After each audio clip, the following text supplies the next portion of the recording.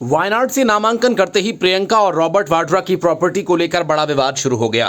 प्रियंका ने अपने और रॉबर्ट वाड्रा की जो करोड़ों की प्रॉपर्टी का खुलासा किया, उससे साफ है कि रॉबर्ट वाड्रा की तरह प्रियंका वाड्रा भी जमीन की खरीद फरोख्त में शामिल थीं, जिसे लेकर काफी विवाद हुआ था। बीजेपी ने प्रियंका वाड्रा की कमाई पर सवाल उठाते हुए पूछा कि वाड्रा ने जो जमीन खरीदी उसे खरीदने के लिए आय का जरिया क्या था। कांग्रेस महासचिव ने 12 करोड़ रुपए से अधिक की संपत्ति घोषित की है। भाजपा के राष्ट्रीय प्रवक्ता प्रदीप भंडारी ने पूछा कि सवाल है कि प्रियंका वाड्रा की कमाई का स्रोत क्या है। साथ ही प्रियंका वाड्रा की पार्टी वो पार्टी है जो भारतीय शेयर मार्केट का शोषण करती है। ये वही वाड्रा परिवार है जिसे बड़े कारोबारी घरानों के स्टॉक्स में निवेश किया था और म्यूचुअल फंड्स में निवेश किया था। सवाल यह है कि वाड्रा और वाड्रा परिवार में ये पाखंड क्यों है। उन्होंने कहा कि भारत की जनता वाड्रा से पूछ रही है कि हलफनामे के अनुसार उन्होंने 2013 में जमीन खरीदी थी। उस जमीन की कीमत 5 गुना बढ़ गई है और वो जमीन खरीदने के लिए उनके पैसे कहां से आए।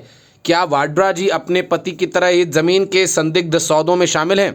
क्या वाड्रा जी अपने पति के साथ तब मिलकर काम कर रही थी जब मिस्टर वाड्रा एनसीआर के संदिग्ध सौदों में शामिल थे?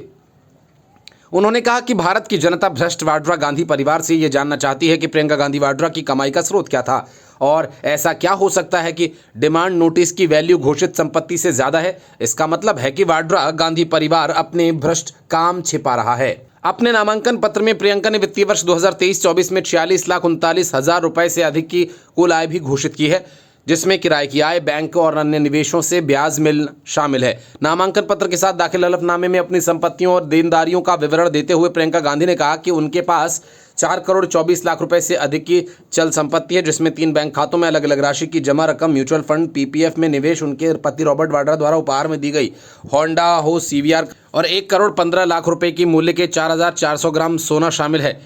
उनकी अचल संपत्तियों की कीमत 7 करोड़ 74 लाख रुपए से अधिक है, जिसमें नई दिल्ली के महरौली क्षेत्र में विरासत में मिली कृषि भूमि के 2 हिस्से और वहां स्थित एक फार्म हाउस भवन में आधा हिस्सा शामिल है, जिनकी कुल कीमत अब 2 करोड़ 10 लाख रुपए से अधिक है। इसके अलावा उनके हलफनामे के अनुसार हिमाचल प्रदेश के शिमला में उनके पास एक स्वअर्जित आवासीय संपत्ति है, जिसकी वर्तमान कीमत 5 करोड़ 63 लाख रुपए है।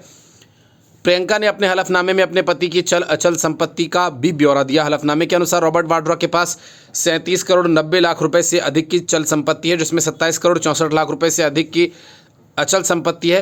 प्रियंका के पास ब्रिटेन के एक विश्वविद्यालय के दूरस्थ शिक्षा के माध्यम से बौद्ध अध्ययन में स्नातकोत्तर डिप्लोमा और दिल्ली विश्वविद्यालय के मनोविज्ञान में बीए ऑनर्स की डिग्री है। उनके पास 15,75,000 रुपए की देनदारियां हैं। उनके हलफनामे में कहा गया है कि वह कर निर्धारण वर्ष 2012-13 के लिए आयकर पुनर्मूल्यांकन कार्यवाही का भी सामना कर रही हैं, जिसके अनुसार उन्हें कर के रूप में 15 लाख रुपए से अधिक का भुगतान करना है।